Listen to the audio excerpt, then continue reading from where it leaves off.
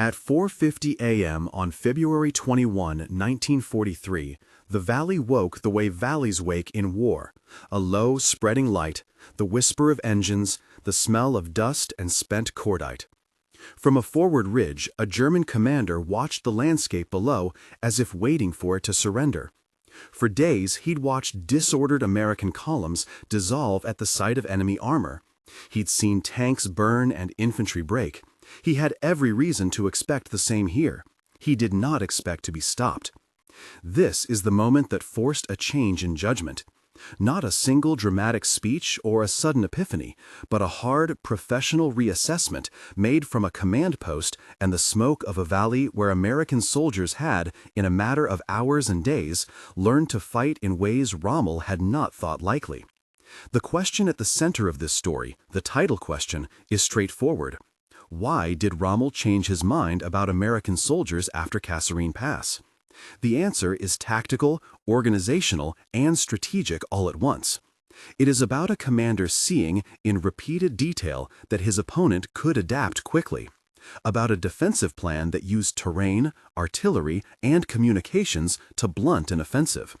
And about the realization that American industrial and logistical depth would sustain those lessons. But to understand the shift, we have to walk back a few steps and look at how the encounter unfolded. Before Kasserine, Rommel's reputation in North Africa was built on mobility, audacity, and a knack for exploiting mistakes. He had struck British and Commonwealth forces hard in earlier campaigns, and capitalized on poor coordination, slow responses, and brittle morale. To the point of the Kasserine engagements, American formations in Tunisia had shown on several occasions signs of inexperience. Isolated tank units committing without infantry or artillery support, forward elements losing contact with headquarters, and instances where command confusion cascaded into rout.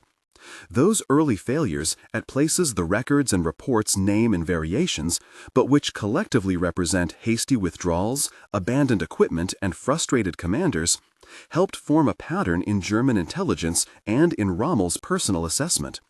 It was easy in that context to assume the Americans would break again under pressure. What the early days before the Valley's stand also revealed was not simply incompetence, but a rawness, a volatility that invited decisive exploitation. German units, especially mobile formations like panzer divisions and reconnaissance detachments, found openings. Tanks could punch through localized defenses and exploit gaps. American officers learned hard lessons when units lost tanks, when fuel ran dangerously low, and when supply lines stretched thin through the Tunisian hills. Those failures were real and consequential. They were also, crucially, visible to a commander who had spent months reading his enemy's responses and whose instinct was to press any advantage until it yielded collapse. Into that expectation stepped Brigadier General Paul Robinet. The name offers a useful pivot. This was not a story of flashy heroics, but of careful choices, engineering of space and time, and deliberate preparation. Robinet found a valley east of Tebessa, the Behed Fusana Valley, and decided that here, if properly organized, a defense could do what his higher formation had been failing to do elsewhere: impose order on the chaos, exploit the terrain, and channel the German attack into predictable lines of fire. What followed was a textbook application of combined arms principles that, in the hands of inexperienced troops, yet supported by competent staff work, turned a narrow strip of ground into a lethal classroom. To understand how the defense was assembled, first picture the valley. It is a shallow, elongated trench in the earth, hemmed by low ridgelines and dotted with wadis, dry riverbeds that carve depressions into the land. Those wadis became crucial. Tanks could shelter in them. From those hollows, they could expose only their turrets, masking most of the hull and thus presenting a smaller target. The term for this is hull down, a position in which a tank uses terrain to protect its lower, more vulnerable parts, exposing primarily the turret to return fire. A hull-down position reduces the enemy's ability to score quick, catastrophic hits and buys time for combined defensive responses. Robinet's men used the wadis not as simple cover, but as prepared fighting positions where armor could fight from a posture of relative protection. Robinet's planning layered defensive elements so that each component amplified the other's strengths. Artillery was pre-registered. That means observers had already, in peacetime fashion or in hurried fieldwork, plotted exact coordinates and ranges so that when the call came, guns would land on precise areas without the delay of ranging shots. Pre-registered fire turns artillery into an instantly responsive instrument. When concentrated, it could blanket a valley in barrages that were hard to escape. Forward observers, posted on the rim of the ridgelines, would watch for German movement, call in corrections, and shepherd the fire onto targets as they appeared. Infantry occupied defilated positions on the flanks to deny the attacker easy approaches and to guard the artillery and observation posts. Communications were made redundant, radios backed by wired field lines and runner protocols, so that when one node failed, others sustained the flow of orders. Tank, infantry, artillery coordination was not left to improvisation, but rehearsed and detailed. These were not glamorous measures, they were procedural, steady, and mercilessly practical.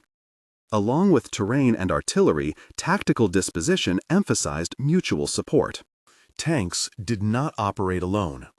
Tank destroyer units were positioned to engage at longer ranges, to use their powerful guns to blunt massed armor assaults before they could close to the sort of point-blank fight that favored German maneuver. The defending Shermans would adopt hull-down positions in the wadis and, when combined with tank destroyers firing from prepared positions, create intersecting arcs of fire. The valley, once a promising avenue of advance for a mobile force, could now be painted by overlapping fires, with each round increasing the danger to attackers and making a rapid breakthrough less likely. All of these were measures any competent defense might take. What made Robinet's arrangement notable was the speed and thoroughness with which it was implemented, given the stress on American units at the time. Officers moved among their men, checking listening posts, confirming ranges and coordinates, and ensuring that ammunition and fuel were staged where they could be accessed quickly. The human detail matters here. Weary NCOs, whose faces bore the trace of nights spent digging and moving guns, watched as lines were laid and instructions repeated. A forward observer, squinting at the first gray of dawn from a ridge, clipped a range card to his breast and double-checked his bearings. When plans are reduced to the daily habits of soldiers, knowing where ammunition is and who you call when the first salvo lands, a defense becomes more than a diagram on paper. It becomes a practiced reflex. There is another layer that must be underscored: artillery mass. Robinet did not bring a token battery to cover the valley. Reports available from the field describe a concentration of artillery sufficient to blank a corridor of approach.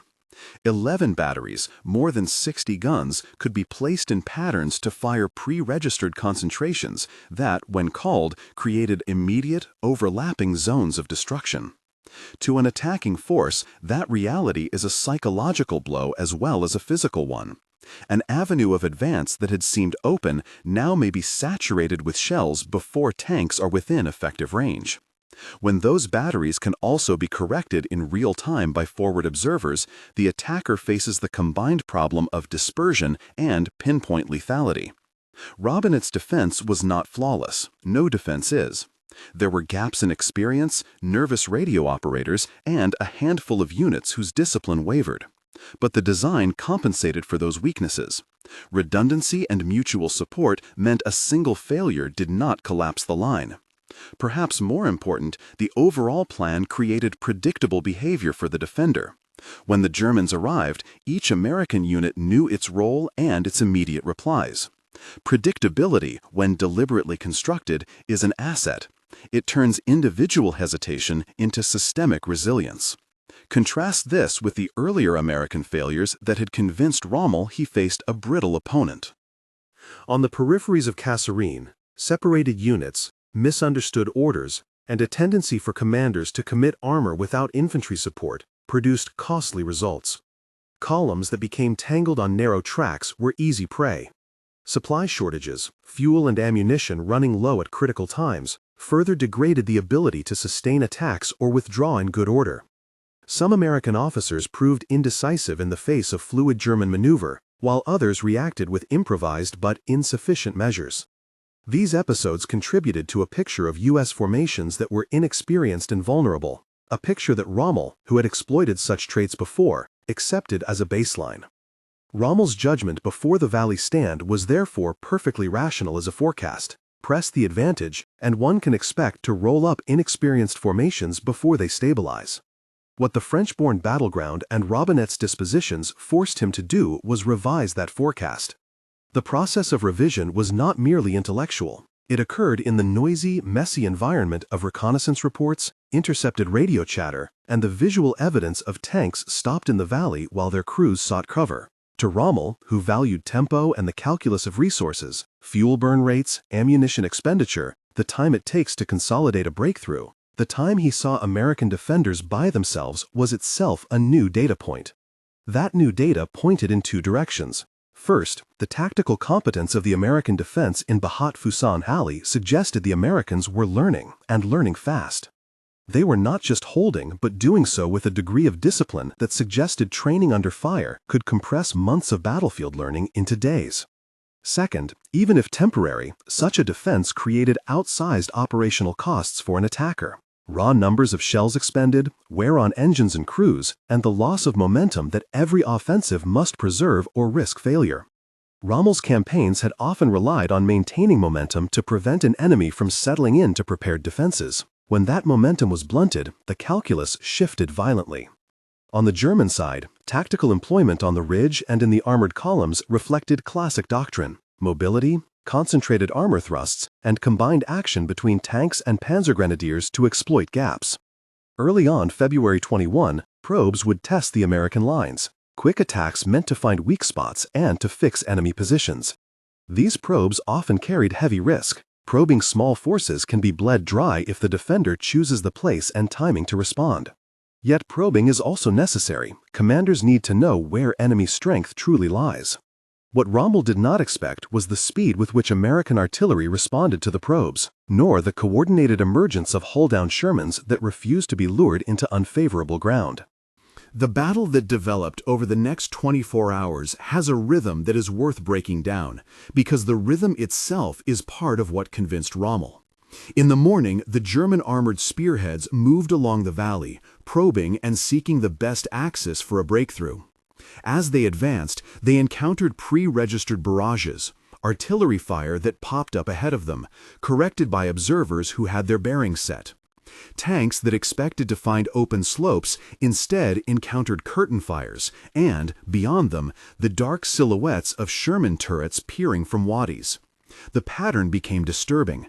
Every avenue of advance carried an unacceptable price in time and casualties. Within the American dispositions, tank destroyer units played a distinct role. Unlike tanks optimized for maneuver and breakthrough, tank destroyers were intended to deny armored advances. Positioned at longer ranges and with a primary mission to check enemy armor, they forced German tanks to close under fire or to risk being picked off at distance. Their presence extended the zone in which German armor had to reckon with hostile fire, and, when coordinated with artillery and hull-down Shermans, created a lethal, layered defense. The sensory detail of the Valley fight matters because it tells us how perception changed. There were sounds that signaled success for the defenders and alarm for the attackers.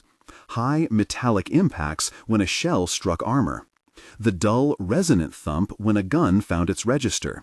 And the ragged, human noises of drivers and gunners exiting damaged vehicles. Smells, cordite, burning metal, the sweet, acrid scent of petrol hung in the still, cold air. Visually, commanders on the ridge could see tracks of shell bursts and the intermittent glow of exhausts as engines strained. To Rommel and his staff, these were not merely battlefield sensations, but data points. How many tanks were being disabled? How quickly German attacks lost cohesion under sustained fire? How long the defenders could rotate ammunition and maintain fire? Logistics tightened the picture. By February, German supply lines in Tunisia were stretched. Fuel was never abundant, and every maneuver consumed precious gallons that were difficult to replace.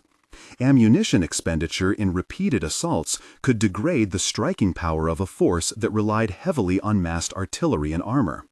Even if a single attack might still break through, the cost in fuel and shells had to be weighed against the operational need for mobility afterward. For a commander like Rommel, who had built much of his strategy on the ability to keep moving and to seize fleeting opportunities, a costly attritional engagement was doctrinally unappealing. The Valley defense, in front of him, was beginning to look like a trap for momentum. Force enough to stop him was not necessarily unbeatable, but it made subsequent operations harder in a campaign already short on resupply. There is a human element in how commanders internalize such pressures.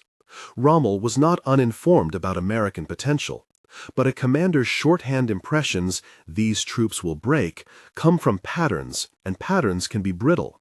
When a new pattern appears, especially one that repeats and is backed by logistics, a commander reassesses. For Rommel, what mattered was the combination of tactical competence and sustainability. A single well-executed defense might be dismissed as an anomaly. One that could be repeated and taught was a different problem. In his later notes, careful, professional entries that reflected the mind of a soldier more than the ideologue he was not to be portrayed as, he recorded observations about American capacity to learn and about the deeper resource base that would allow them to apply those lessons more frequently. Back in the Valley, the first full-scale German attempts to force the line were met with concentrated artillery and the intersecting fires of hull-down Shermans and tank destroyers. The Germans tried to use flank maneuvers to roll up the American positions, but infantry positions on the flanks and timely artillery support prevented the kind of encirclement that had yielded successes elsewhere. Every maneuver cost time and rounds. Every failed attempt eroded cohesion and made subsequent orders harder to execute under pressure.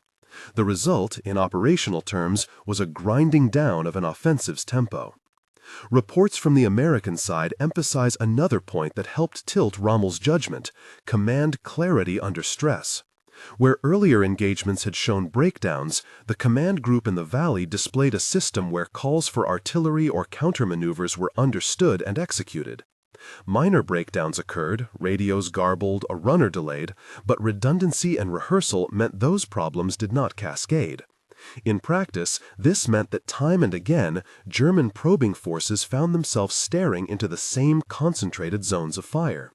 The impression on the attacker was not that they were meeting a single prepared position, but that they were facing a repeating system, a doctrine rather than an ad hoc hold. As the day ran on, casualty and equipment reports began to tell a story of diminishing returns. German units that had expected rapid advances discovered their losses rising for each incremental gain in ground. The wider strategic context compounded the problem. Around the same period, Montgomery's forces to the east were consolidating, and Allied reinforcements were beginning to arrive where they could be shifted to hold pressure. Rommel could not assume an unlimited ability to expend fuel or shells to force a decision in one place when the rest of the theater might demand mobility. It is useful to pause on that last point because it directly links a tactical battlefield outcome to a strategic reassessment.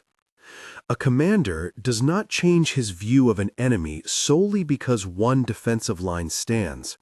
He changes his view when the tactical facts interact with operational logistics and the enemy's ability to replicate that tactical success elsewhere. Robinette's Valley had been one instance, but the way it was defended, how quickly it responded to probes, and the resources it consumed all suggested the Americans could convert tactical competence into operational endurance. For Rommel, the immediate question was less about the moral character of the American soldier and more about the practical reality of facing an opponent that could quickly learn and sustain those lessons. If that opponent could do so across a wider front, then mobility-based blitzes would no longer enjoy the clean advantage they had earlier in the campaign. By late afternoon on the first day of the stand, German commanders reported that their attacks were stalled. The valley had imposed a cost in men, tanks, and time that outweighed the benefits of pressing further without a significant change in approach. There is a mental image worth holding here. German leaders looking down from ridgelines and seeing not a shattered mass of retreating troops, but ordered firing lines, men moving cases of ammunition, observers calling in corrections. The picture unsettled the prior expectations. Yet the episode was not purely decisive in the moment. The fighting would continue into the next day.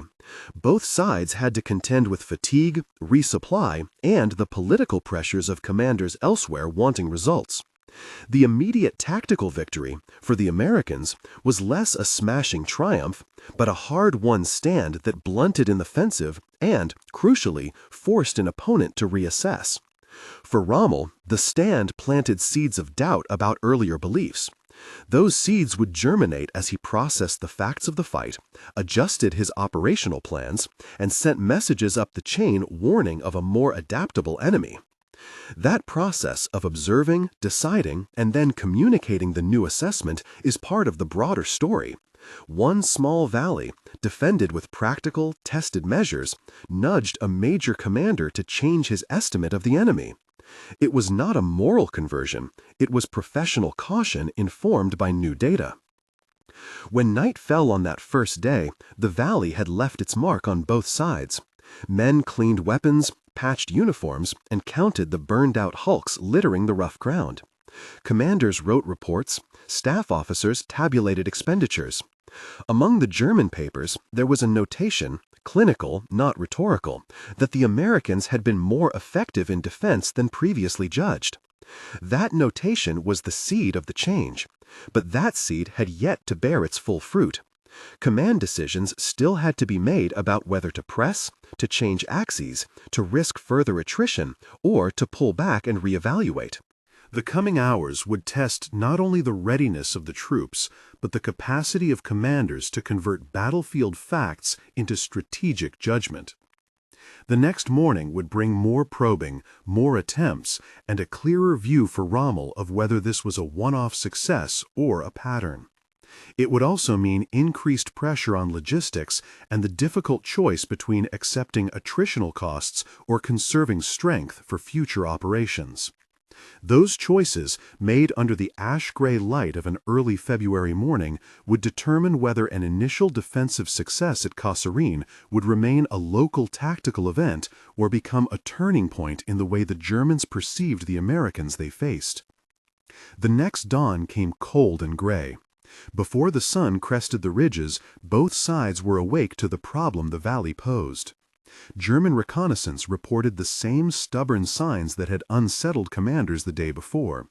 Tracings of artillery concentrations correcting onto moving formations, tank shadows disappearing into wadis and then reappearing to fire, and the steady churn of American logistics teams bringing up rounds and fuel along battered tracks. Probes resumed, deliberate, cautious, intended to find a seam. And each probe felt the valley's geometry as a trap rather than an avenue. On the German high command map, tempo was still the currency. Rommel's doctrine had long treated speed and shock as the principal ways to prevent an enemy from settling into a coherent defense. But the valley experience had already demonstrated a simple arithmetic. Every hour spent grinding against entrenched, overlapping fires costs fuel, ammunition, and mechanical wear.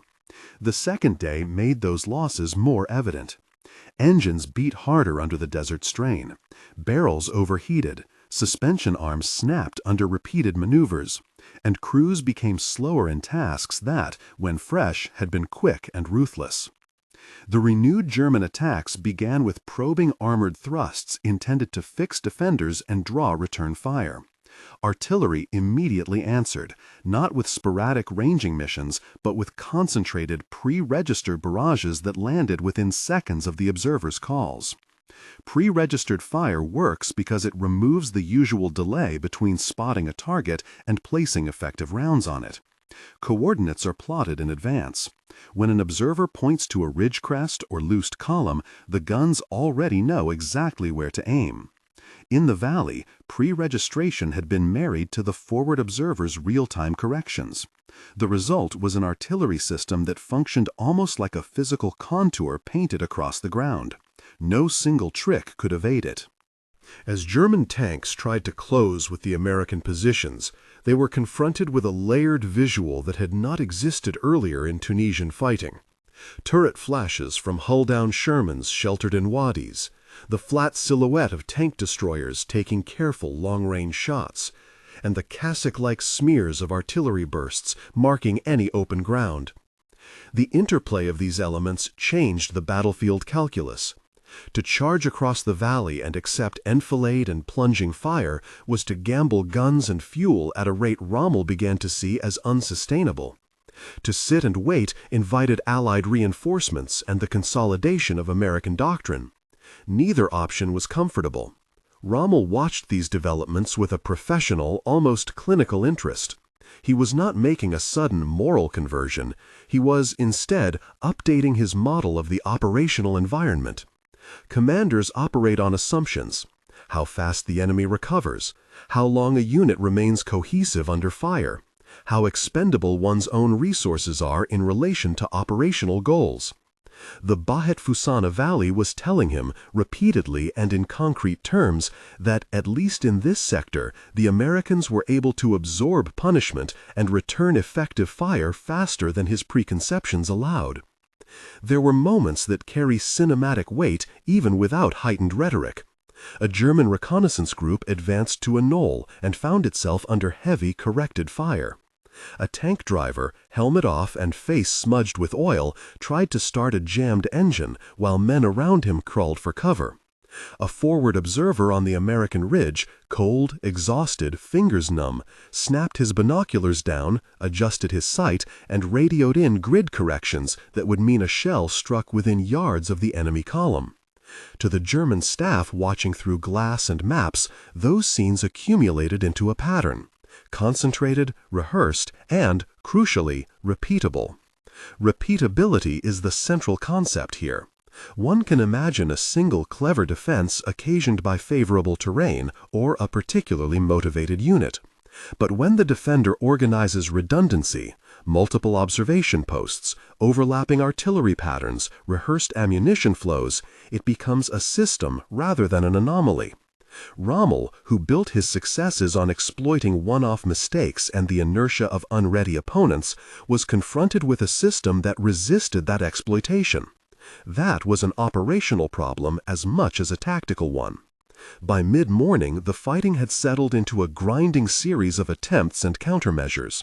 German forces alternated between armored surges and artillery preparatory fires, trying to unhinge sections of the American line. Each surge was met with the same engineering of fire. Tank destroyers claimed shots at range. Shermans lifted their turrets and punished exposed flank elements. Howitzers unspooled curtains of shrapnel that made any exposed movement a desperate gamble. To the German staff watching through glass and maps, those scenes accumulated into a pattern: concentrated, rehearsed, and, crucially, repeatable. Repeatability is the central concept here. One can imagine a single clever defense occasioned by favorable terrain or a particularly motivated unit. But when the defender organizes redundancy, multiple observation posts, overlapping artillery patterns, rehearsed ammunition flows, it becomes a system rather than an anomaly. Rommel, who built his successes on exploiting one-off mistakes and the inertia of unready opponents, was confronted with a system that resisted that exploitation. That was an operational problem as much as a tactical one. By mid-morning, the fighting had settled into a grinding series of attempts and countermeasures. German forces alternated between armored surges and artillery preparatory fires, trying to unhinge sections of the American line. Each surge was met with the same engineering of fire. Tank destroyers claimed shots at range. Shermans lifted their turrets and punished exposed flank elements. Howitzers unspooled curtains of shrapnel that made any exposed movement a desperate gamble. To the German staff watching through glass and maps, those scenes accumulated into a pattern: concentrated, rehearsed, and, crucially, repeatable. The valley's geology amplified these effects. Wadis concentrated vehicle movements into predictable tracks, and the ridgelines gave observers just enough vantage to keep corrections precise. The human cost was visible and immediate. Men on both sides tended wounded and tried to mend what could be mended. Crews whose tanks were knocked out trudged back toward supply nodes, looking small against the open sky. Artillery regiments paused only to resupply, then resumed with a grim ritual. Numbers accumulated, burned tanks counted, casualties logged, rounds expended tallied.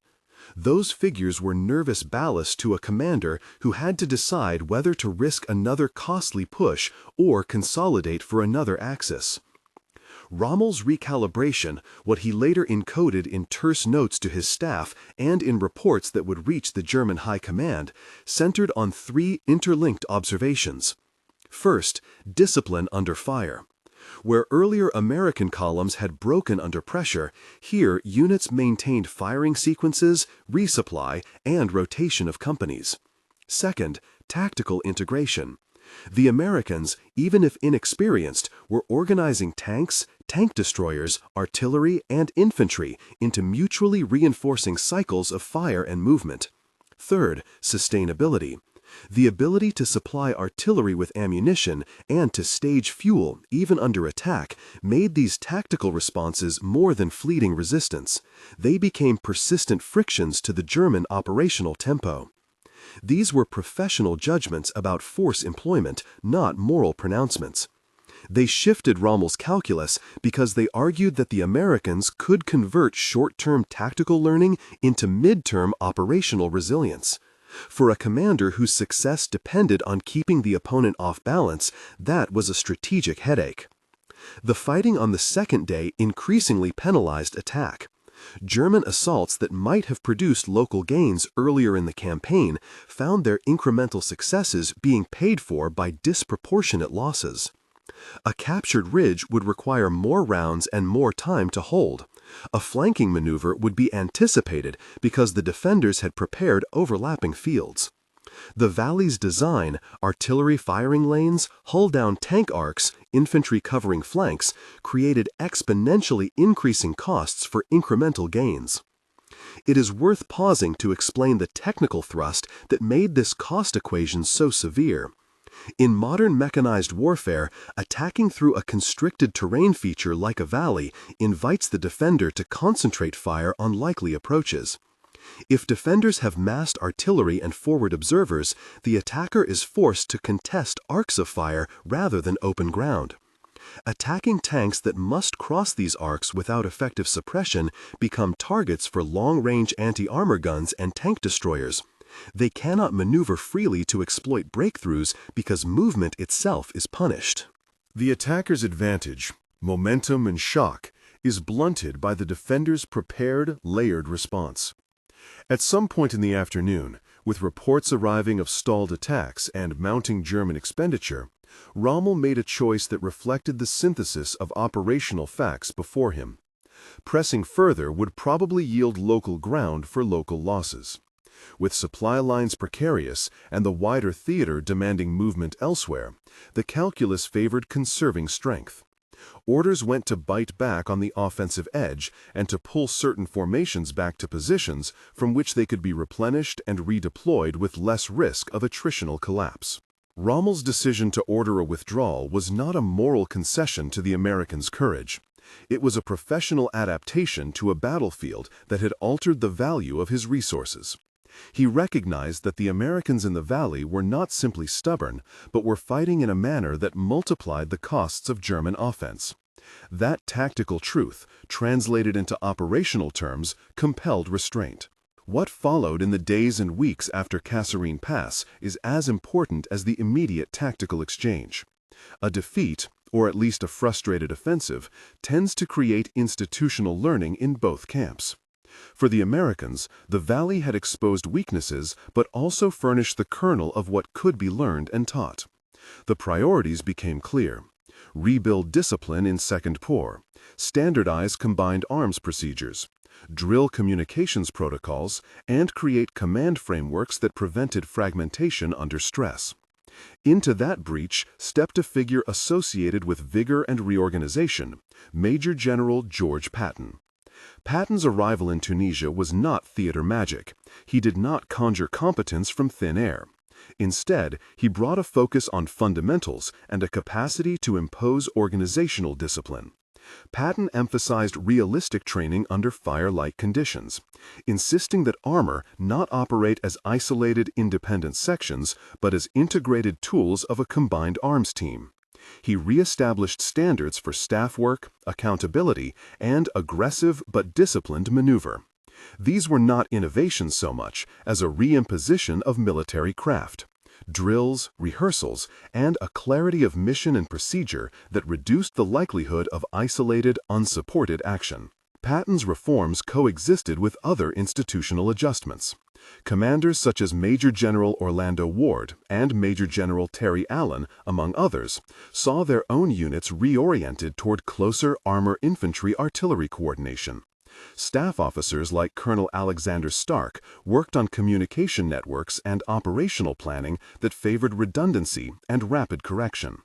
The combination of these efforts changed the American Army's capacity to apply the lessons of Kasserine across multiple units. What had been ad hoc in the Valley, pre-registered fire, hull-down employment, redundant communications, began to be taught as doctrine, practiced in field exercises, and reinforced through command inspections. The transformation was compressed. Where pre-war armies might take months to internalize such practices across formations, the urgency of operational necessity, frontline losses, and the demand to prevent further setbacks sped the process into weeks. That compression of learning is one of the central paradoxes of Kasserine Pass. A tactical defeat exposed deficiencies, but also catalyzed organizational change that produced material improvements in short order. These improvements bore fruit in subsequent operations. American units, now better trained in combined arms and in communication discipline, began to hold ground more reliably and to contribute to coordinated offensives. The cumulative effect, combined with an increasing flow of Allied material and reinforcements, shifted the theater balance. Logistics, an enemy of Rommel's calculus, began to favor the Allies. The Germans, increasingly constrained by supply shortages and a thinning pool of mechanized reserves, found themselves pressed on multiple axes. Rommel watched these broader developments with the same professional concern he had shown in the Valley. His later warnings to German commanders, careful notes about Allied production capacity, and about the speed with which American forces were improving, were not fevered predictions. They were sober assessments of systemic risk. If the Allies could not only sustain losses, but also learn from them and institutionalize those lessons, the strategic advantage provided by German operational art would steadily erode in the face of industrial weight. It is vital to emphasize what Rommel did not claim in his assessments. He did not predict specific outcomes in a deterministic way. He did not assert that Allied industrial output alone would doom the Axis. Rather, his point, formed increasingly after Kasserine, was narrower and more dangerous in its implications.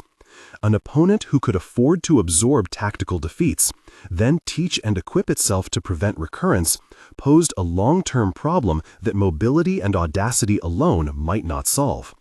That is a different and more subtle strategic forecast than the simplistic idea that a single battle determines a war. It is a forecast about rates of adaptation and the interplay between tactical lessons and logistical depth. The Tunisian campaign that followed displayed the logic Rommel feared.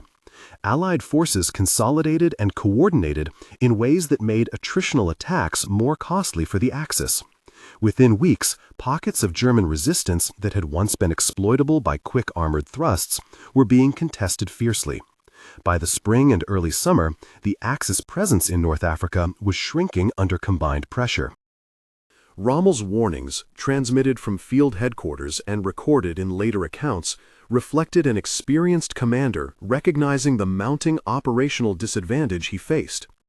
Here, too, is an important conceptual point. Tactical adaptation on one side can force strategic realignment on the other. Robinet's Valley defense did not win the campaign on its own. But it contributed to a pattern of American adaptation that, when amplified by organizational reform and by the Allies' industrial reservoir, changed the operational environment.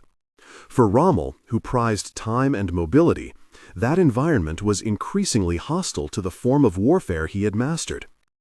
There are human dimensions to the aftermath that are worth preserving.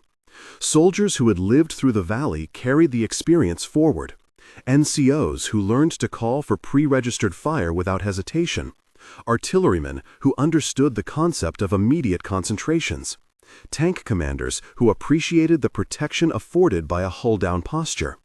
Those small, burned-in practices matter because they define what units do when the map is redrawn tomorrow. Commanders taught their replacements. Lessons were briefed and then practiced. In aggregate, these human transfers of skill made the American force incrementally more robust. Rommel's changed mind about American soldiers, then, was neither a sudden conversion nor a sentimental acknowledgement. It was a professional conclusion drawn from gathered evidence. American units could, under stress and with appropriate reinforcement, learn to organize, to sustain firepower, and to coordinate across arms in a way that made them operationally resilient. Where earlier German victories had relied on exploiting brittle systems, now Rommel saw an opponent whose brittleness was being methodically reduced. That perception had consequences beyond the immediate tactical theater. In correspondence and staff conversations, Rommel warned that Allied industrial and logistical capacity would allow them to absorb losses and replace equipment, while also teaching their soldiers to use that equipment more effectively. The combination, material depth plus adaptive doctrine, posed a strategic problem that extended beyond Tunisia. In later phases of the war, the Allies' capacity to land and sustain large forces in Western Europe would magnify this same loop: tactical learning reinforced by material abundance. Kasserine Pass, then, becomes a useful study in how modern wars are often decided not by single heroic gestures, but by the interaction between learning and logistics. A stubborn defense in a valley taught a commander a lesson about the enemy. A commander's learned lesson, in turn, influenced operational choices. Those choices interacted with logistical realities that, when aggregated, affected the theater balance. The valley did not make Rommel a convert to Allied cause. It made him more realistic about what the Allies could become. Finally, there is a broader leadership lesson threaded through this story. Leaders on both sides responded to failure and success with measures that were, at bottom, managerial and procedural. Robinet's planning was meticulous, emphasizing rehearsal, redundancy, and realistic resource staging. Patton's reforms stressed training, accountability, and the restoration of basic fighting standards. Rommel's reassessment was analytic, recognizing emergent patterns and adjusting plans accordingly. None of these acts was dramatic in the rhetorical sense, but together they shaped outcomes in ways that a single battlefield chronicle might miss. Kasserine Pass thus sits as a paradoxical moment, a tactical setback for American forces that yielded a vital strategic lesson, and a tactical demonstration that changed an opponent's estimate. Rommel changed his mind because what he saw in the valley was not an isolated blunder, but a nascent system of defense that could be replicated, sustained, and taught. Because the Americans' capacity to absorb and apply lessons backed by material depth diminished the effectiveness of the blitz-style maneuvers he relied on. And because the operational costs of forcing a breakthrough there were incompatible with his larger needs for mobility and supply. The human stories remain. Exhausted gunners who learned the habit of calling corrections. Officers who wrote new range cards by lamplight. Commanders who admitted that their enemy had become more formidable not because of some sudden heroism, but because of competence under pressure. The professional respect Rommel accorded, carefully phrased, strategically serious, was not homage to enemy virtue, but recognition of a changing battlefield arithmetic. In the end, the Valley taught a lesson about how wars are often decided, not by single, shining victories, but by the accumulation of small, disciplined changes in how men fight, how staffs organize, and how commanders translate tactical facts into strategy. Rommel's changed assessment after Kasserine was one of those moments when a battlefield detail, wedged between wadis, corrected by forward observers, hammered by concentrated artillery, ripples outward into strategy. It warned that an adversary who can learn fast and who is backed by industrial depth will, in time, become far more dangerous than early impressions suggested. If this account raised questions for you about the technical details of pre-registered fire, hull-down employment, or how Patton's training concretely changed unit behavior, leave a comment and I'll answer or dive deeper in a follow-up. Tell us where you're watching from, and if there's a particular North Africa action you'd like us to examine next. If you found value in this deep dive, consider subscribing for more nuanced looks at the tactical moments that shaped larger strategic outcomes in World War II.